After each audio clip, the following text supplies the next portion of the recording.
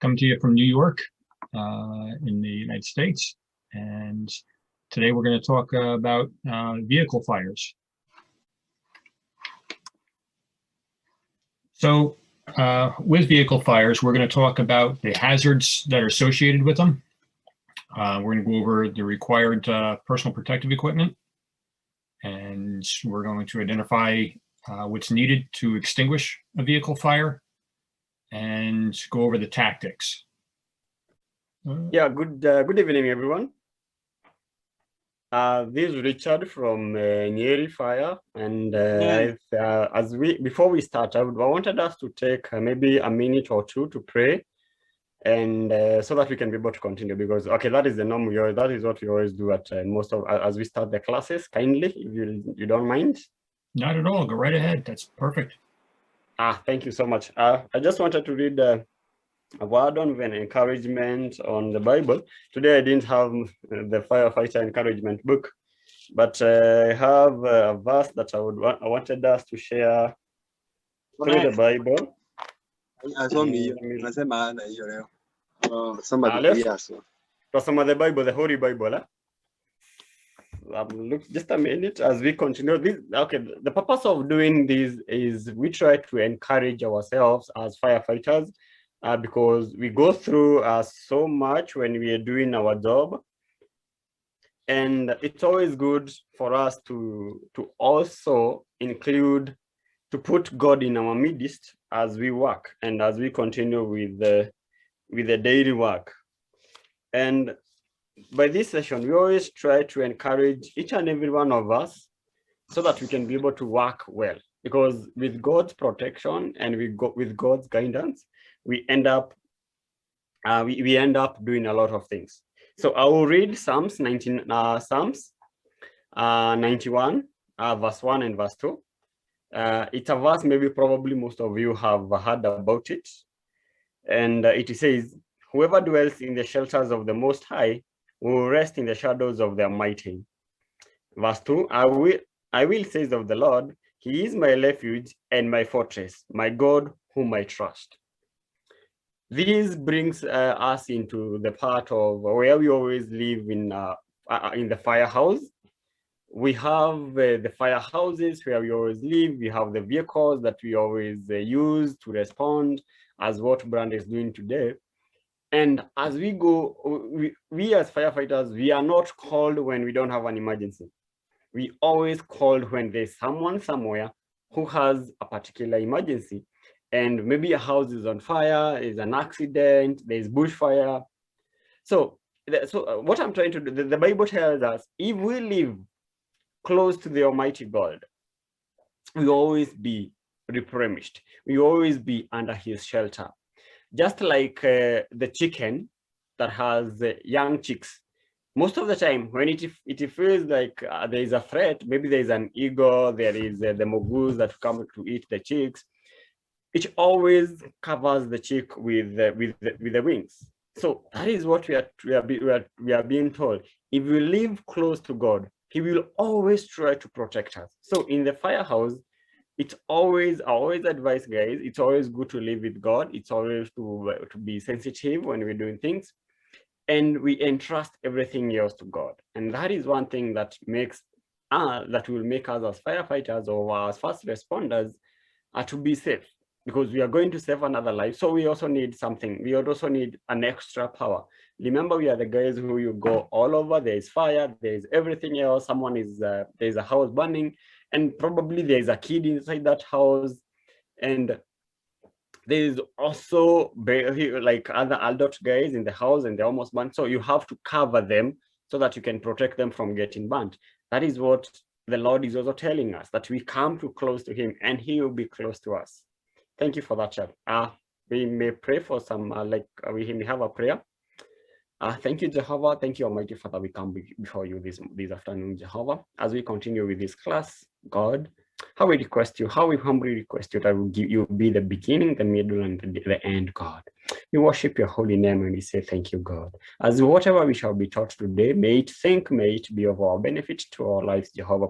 For those of us who are going through problems, Jehovah, we ask you, God, that you may come and intervene into them, God, that you may provide for them what they're lacking, Jehovah. Keep everyone, each and every one of the firefighters in the world, Jehovah. Protect them and their families, God. In the mighty name of Jesus, we pray and believe. Amen. Amen. Thanks, guys. Amen. Thank you so much, Amen. Richard. You're welcome. Thank you. Okay.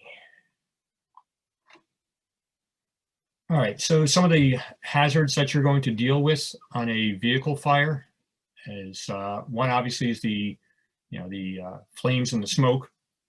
The interiors of these cars have a lot of toxins, a lot of plastics, and it's some pretty nasty stuff that's coming out in the smoke. And then you have the fuels that are operating these vehicles. So gasoline, diesel, CNG is it's compressed natural gas. We have some of that in the States here. I'm not sure if you have it there. And then our newest one is lithium batteries, the electric vehicles. And they are causing an issue. There are not too many fires with them at the moment, but when we do have fires with them, they are very challenging all throughout the world. There's been a lot of research going into this topic, and I'm not going to spend a lot of time on it, but just be aware that these are out there. The other things are compressed cylinders. So hatchbacks, like in the picture here, the rear hatch of the trunk area of this car is held up by a strut or a shock, and it's got compressed gas. And when those heat up, they can fire off like a missile. Front engine hoods can have the same type of thing. If it's not a hood that's not propped up by a stick, if it's held up on its own, it's got a gas shock. Some older cars, the front bumpers have shocks in them as well. So they're out there. There are a lot of components in vehicles that have magnesium, and we'll see some of that in a little bit. But that when water is applied to magnesium that's on fire or superheated, it will light off a good light show.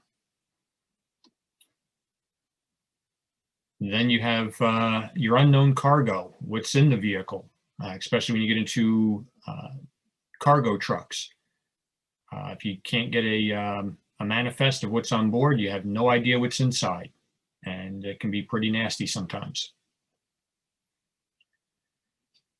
And then an unstable vehicle, if it's on a hill or over an embankment, the potential for it to roll away is there.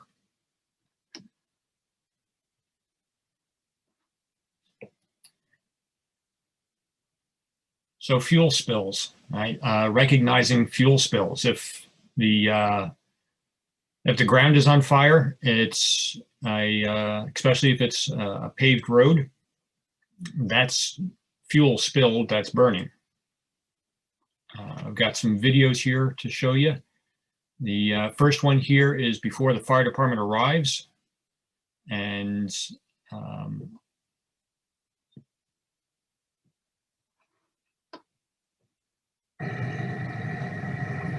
as you can see here, that pavement is not on fire. It's the diesel fuel from the commercial truck.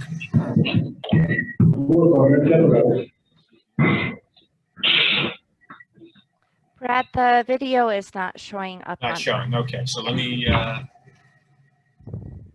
do this. Thank you, sir. Let's try this.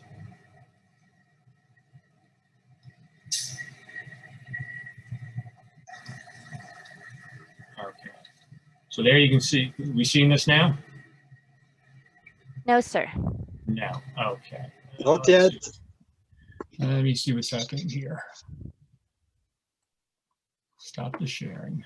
Let's try.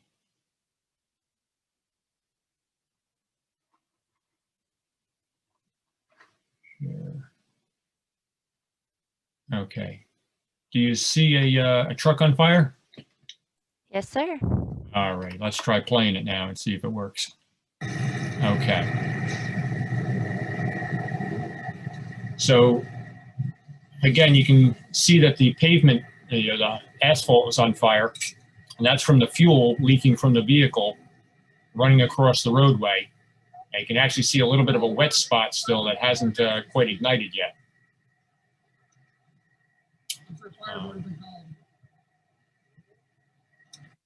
So let's see if this year's fire department is there. Can we still see it? Yes, sir. All right. So now you can see that the pavement is no longer burning and the fire department's just getting there. But this is a sign. If you can see that there's this spot on the pavement that's charred, that's a sign that you had a fuel leak. And you're going to want to be careful of that.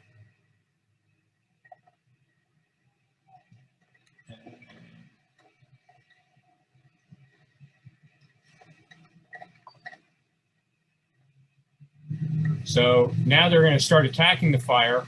What they're not realizing is they're not seeing that fuel spill. You got to wait for commercials on some of these things. That's why Antonio Delgado helped pass Joe Biden's plan to put $3,000 in the pocket of nearly every New York family. Tell Delgado to keep it up. Okay. So as they're putting the fire out, they're not seeing that fuel spill.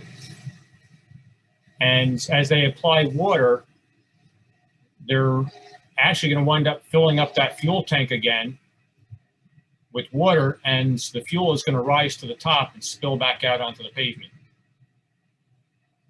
as it already is starting to happen towards the rear of the truck.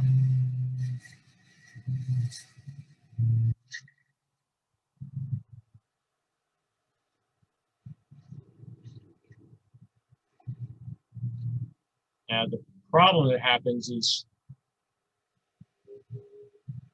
they fill it up, it spills back out onto the ground, and it's going to start running right back towards their hose line.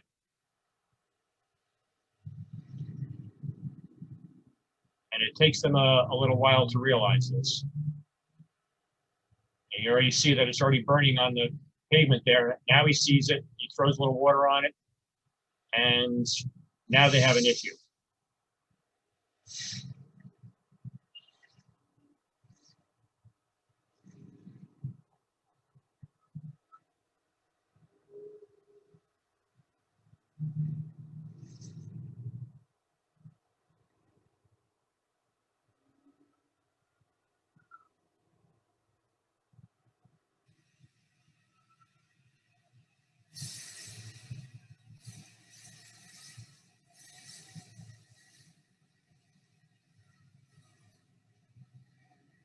Okay.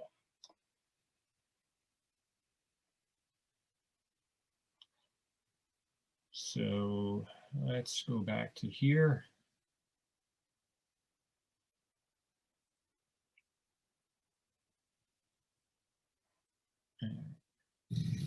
Now this one here,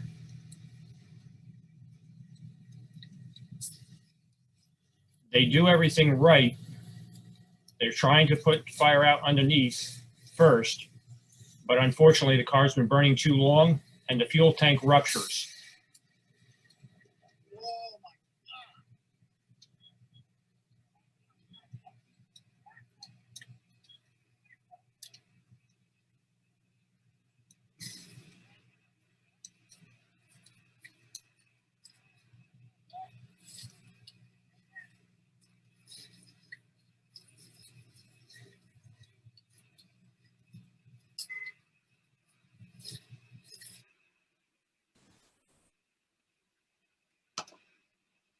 So it's very important that we wear all our protective gear, including breathing apparatus.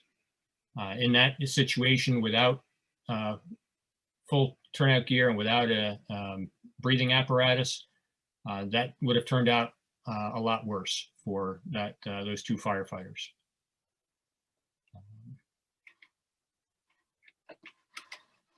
Where'd my mouse go? There it goes.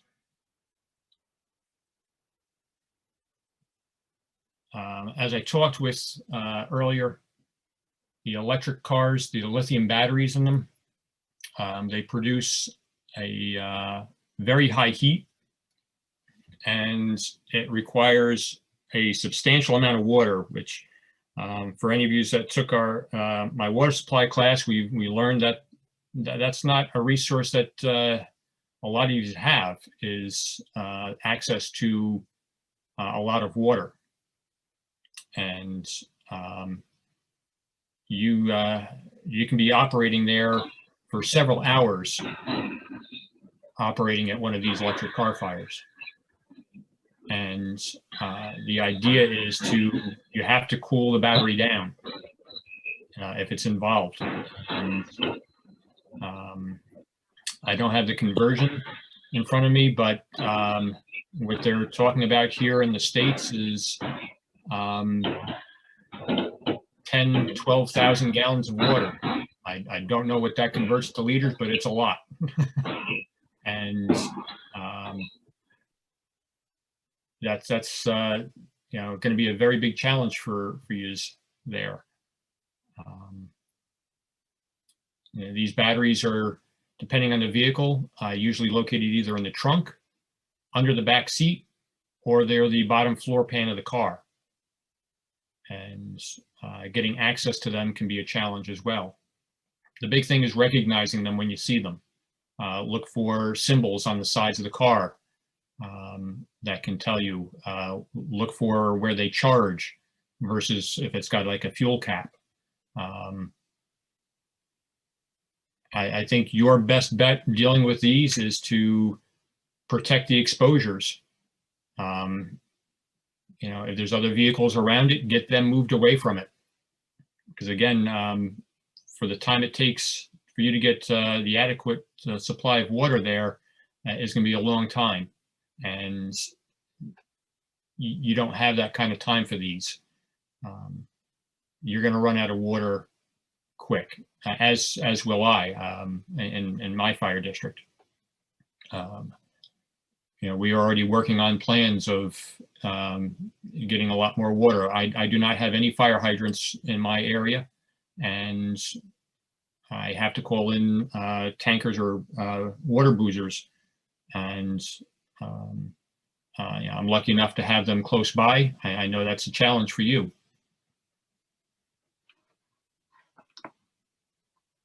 But the biggest thing for you is to be able to recognize that you have an electric car that's involved in fire, and try and protect the exposures. So this is a little closer look of what I was talking about for the gas shocks holding up the engine hood. We have another video here. These firefighters, this is pretty calm for them. For what we're about to show you here. If you're a homeowner in New York and you're still sorry for the commercials. Then you could be missing out. These are the best videos to pull up on them. Most people don't know this, but we have to deal with some of these. So if you watch off on the side here, as they put water in, they try and pop the hood. There, that's one of the shocks just popped out. Now they're going to try and pop the hood from the inside. Firefighter is just in this corner, and there it is. A few seconds earlier, that would have hit the firefighter.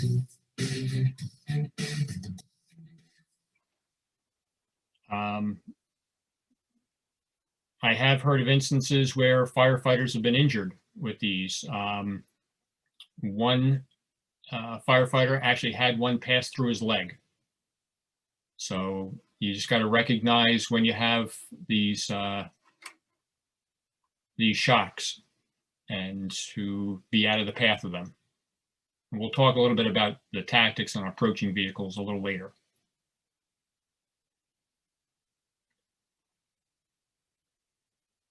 This is what it looks like when you put water on a magnesium fire.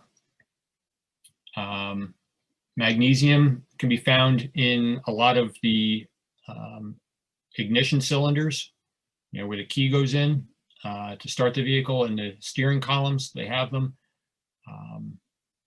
Some of the fancier cars will have them in the wheels. Some engine components have magnesium in them. And it's not really recognizable until you put water on it. So again, having proper PPE is important.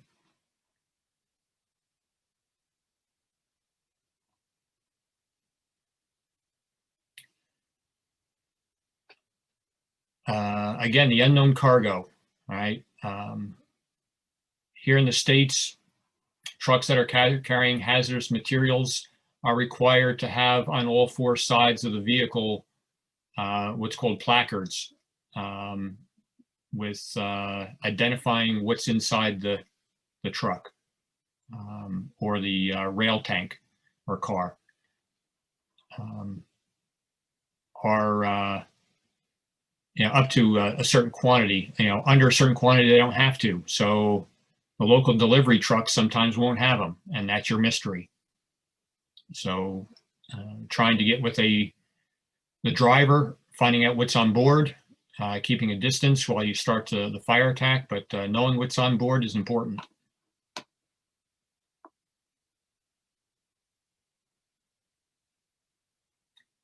Okay. You want to make sure that your vehicles are stable where they are, that they're not going to go anywhere.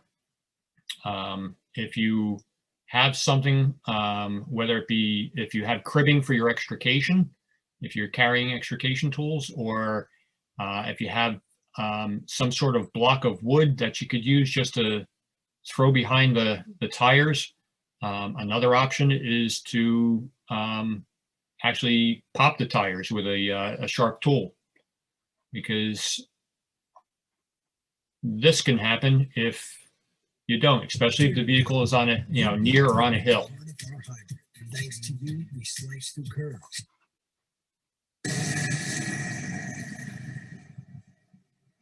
I believe this was in Sweden, maybe.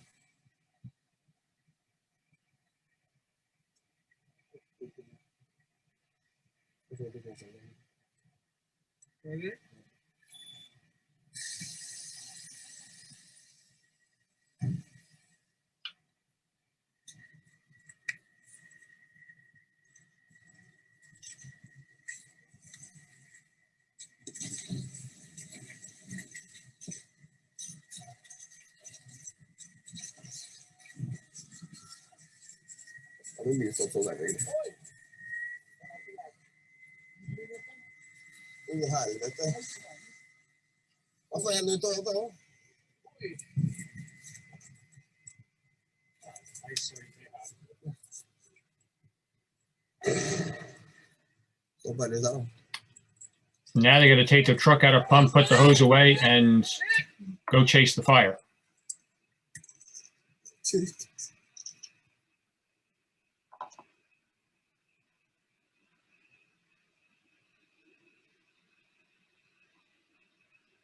Okay, so again, proper PPE, everything that you would wear to fight a building fire is what you need to have for a vehicle fire. Head to toe coverage, including your breathing apparatus.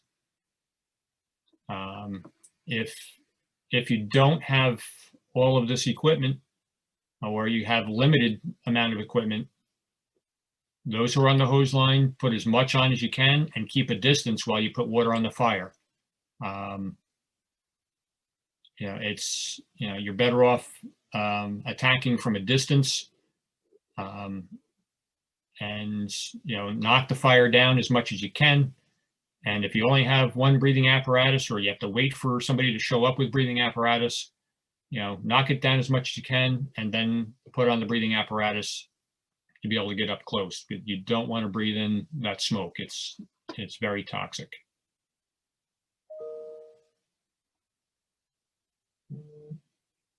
Okay. So, what you need for a car fire, right? Obviously, the fire engine, right? In your case, it may need to be 2 of them to have enough water, right? Typically here in the States, a 500-gallon engine should be able to handle a car fire, get a good knockdown on it. 1,000 gallons of water would be better to have as a reserve, but it's doable if you apply the water and not waste it. And that's the key, is applying your water, using your water to your best advantage. Having the right size hose line. For small passenger cars, your high pressure hose reel should be fine. I know that it's mostly used in Europe, and they have great success with it. But if you're getting into like that large truck fire that I showed you earlier, these guys here, I believe this was in Ireland, and they went with their hose reels on this, and it wasn't very successful, because this is doing absolutely nothing other than giving a show to the people watching. That water's not even reaching the fire. It's evaporating before it gets there. On these larger fires, large truck fires, I would suggest going with your low pressure side of the pump and rolling out larger size hose to combat them.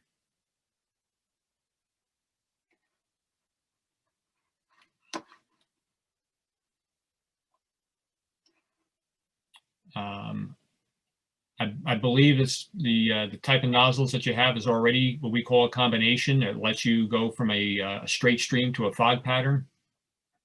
Here in the States, we also have a smooth bore. It's just a solid stream of water. They're not ideal for car fires. Having a fog pattern is the best.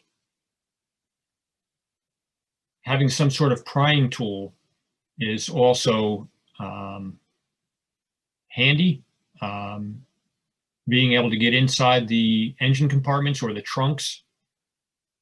The passenger compartment is easy because usually the windows are already gone. But being able to pry up the corner of the hood, even if you can't get it all the way open, if you can pry open a corner, or even go through the headlights, break out the headlights, get a hole through that plastic and get the nozzle inside there to be able to get the water into the engine compartment. That's another tactic that you can use to get in there. And as we already discussed, some sort of a wheel chock or block, something to block the wheels. Even if you take the prying tool, if it's got a sharp edge to it, puncture the tire so the car can't roll somewhere. And keep in mind, pretty much any vehicle fire, the vehicle is done. There's really no saving a vehicle fire for later use. You're pretty much just there to put the fire out and protect the people around it.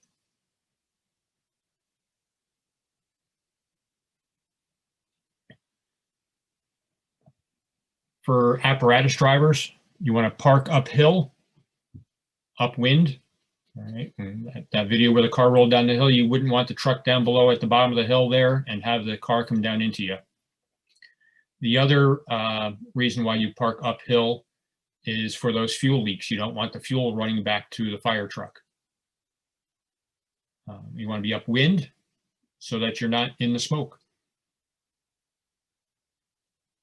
You want to try and come in attacking the fire on a 45-degree angle to the vehicle. This way you're staying away from those shocks. Either from the side itself, or you basically want to stay away from the front end of the car and the back end of the car, because that's where the projectiles will will head forward and back. As you approach the vehicle, you want to sweep the ground in front of you and underneath the vehicle, pushing the fuel away from you. If there's any fuel spills, you want to push it away from you. As you approach, you want to put the water on the main body of the fire. And then accessing, again, even if you can pry up a corner, all right, go through the headlights. Over in this picture here, they're using a saw to cut open the hood. Whatever you can do to get inside that engine compartment to put water on it. This bottom corner, or this bottom one here, it's a special type nozzle. It's called a piercing nozzle.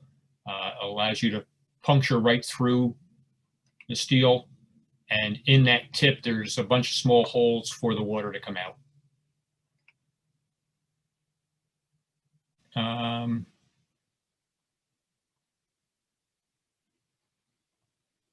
Okay, so can you see this here with the shocks?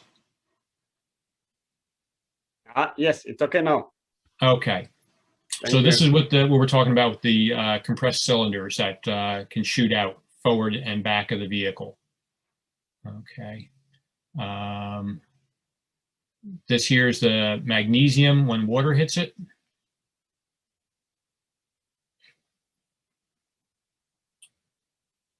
This was when I was talking about the unknown cargo on the truck. And again, here in the States, we were required to have symbols on the sides of the truck. You can see them on the back door as well as on the side of the trailer. The truck part itself on the front of the truck, whether it be in the grill or on the bumper, front bumper, will also have those same placards so that you have a 360 view of the truck. Anywhere you're looking at the truck, you'll be able to tell what's inside, what it's carrying. So again, this is the PPE.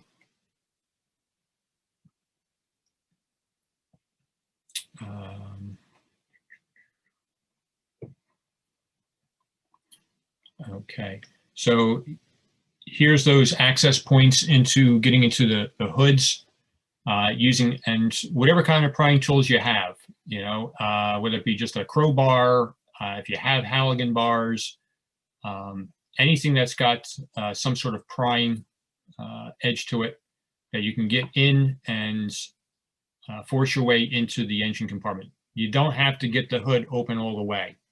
If you can make a small opening that you can get just the tip of the nozzle in, that'll work. You can work on getting the rest of the hood opened up after you've knocked down the fire. Here you can see in this middle picture, you can punch through the headlight with whatever you got, right? You can break away the glass, get through that plastic, and have an opening into the engine compartment through there if you can't do like this up here in the left corner, prying up the hood a little bit.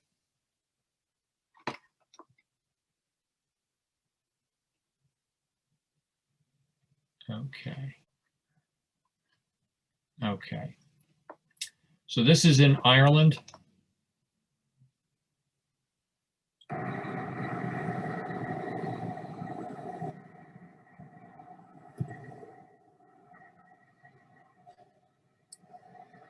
Now they are using their hose reel. This is a passenger vehicle, or at least a small vehicle of some sort.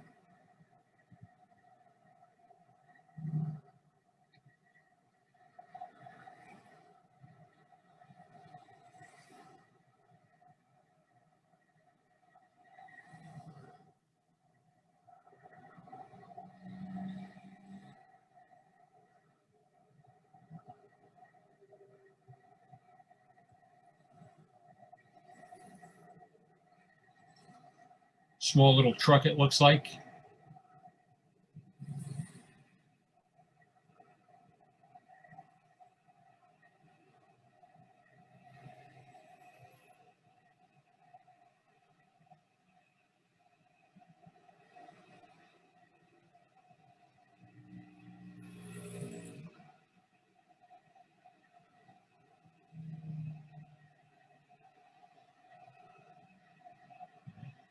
Important for the backup person to have a good eye on what's going on. The person on the nozzle sometimes can get a little tunnel vision, we call it. They're, focused on what's right in front of them. The person that's helping out has a good view of what's going on by standing back and can look and see where a fire is that maybe the nozzle person isn't seeing. Very important to have your partner's back.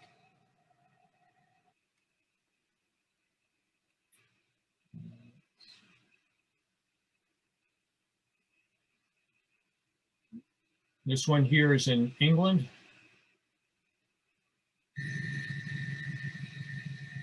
Looks like some sort of a van that they have.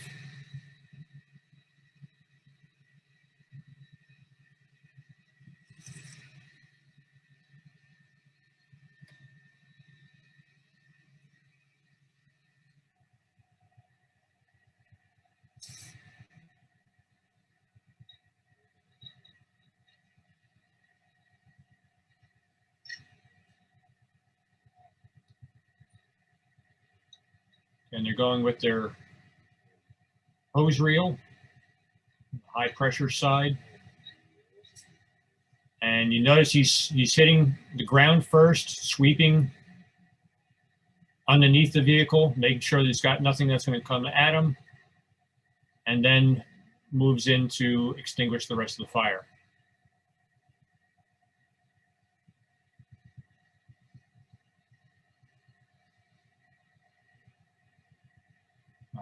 Another thing is having a backup line is always good. Having a second hose line out as a just in case. Typically, you're going to want people on that hose line because it's sitting there on the ground isn't helpful if these guys get in trouble.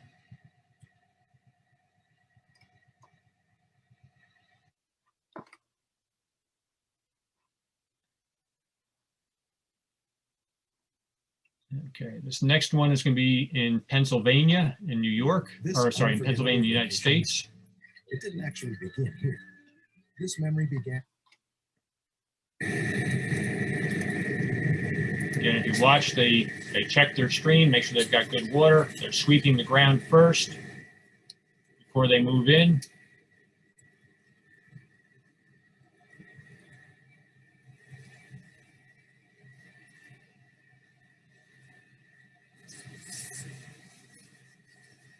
In this case, they have an officer who is guiding them.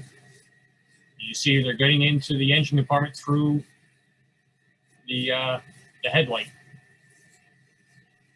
They also have another firefighter standing back who's got the prying tool. They'll wait until they knock down the main body of the fire before they start to get into those smaller compartments.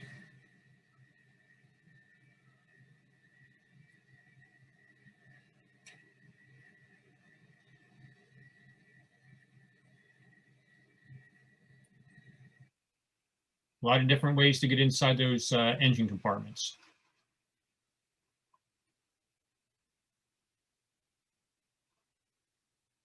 Okay. This next one is took place at my firehouse. So we had a drill with a few other fire companies in the area. Again, approach from the angle. Sweep the ground as you move in.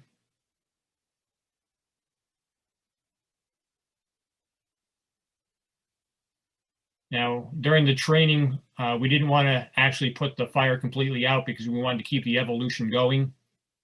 We had 2 cars there that we were training with, 2 different teams. Each team had a backup team.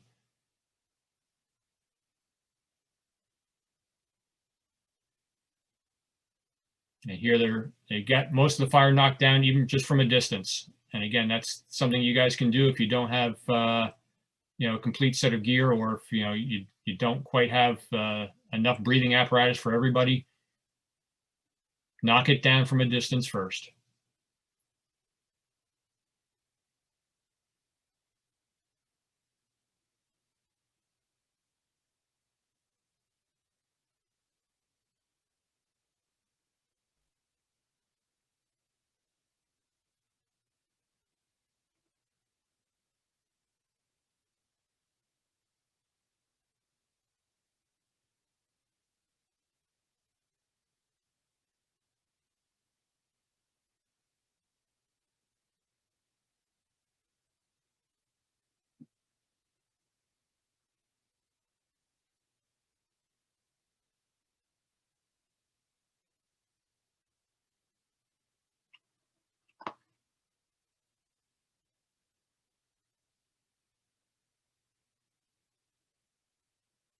Okay.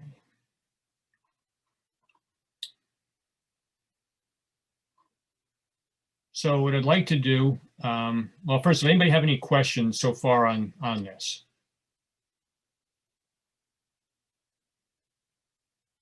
No? Okay.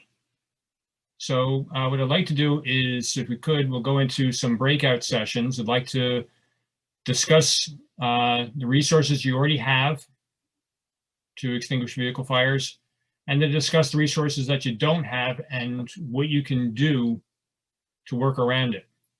How can you get through these tactics with what you have?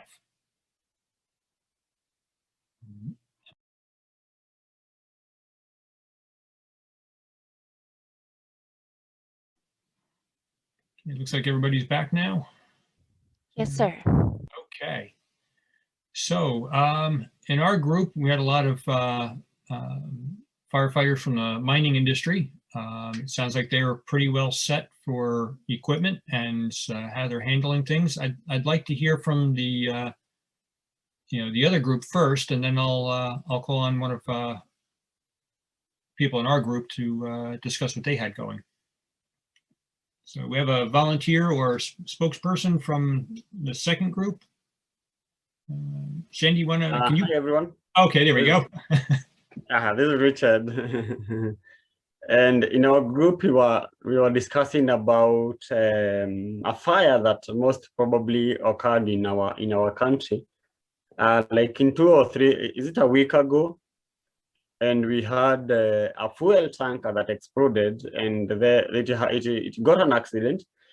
And then people went to siphon fuel. And what happened is one of the guys, they had to do a lot of things, and then they broke. When they were trying to break the other seal, there was sparks, and then it exploded into fire. And then 13 people have died, confirmed dying so far. That's what we were discussing about the choice of extinguishing materials that we can use around to do the same. Because you look at that, we may have the tanker is it's almost around 60,000 liters full of fuel, and that's a lot. That's a lot of fuel that is we want to excrete. So we were discussing with my friends and talking like, is it really is it the best way is to use water combined with foam, or like to use water alone? And that's why we are saying, like, most of the fire engines that we have, most of them are water tenders.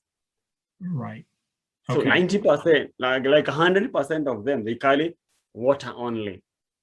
Right. So that is what we're trying to talk about and say, like, it is also important for the firefighters on board, on the firefighters on shift, to make sure they also have the foam compound on their vehicles, because actually that would help, because it's when it combines with water, it forms a coolant area, like a foggy area on top of the fuel, right. and then it will cover, and then we'll be able to extinguish the fire as you move on. So those are some of the things that we are trying to talk about, and also about donning, about firefighters, the PPEs, what you're supposed to carry. We say, like, you have to be fully equipped.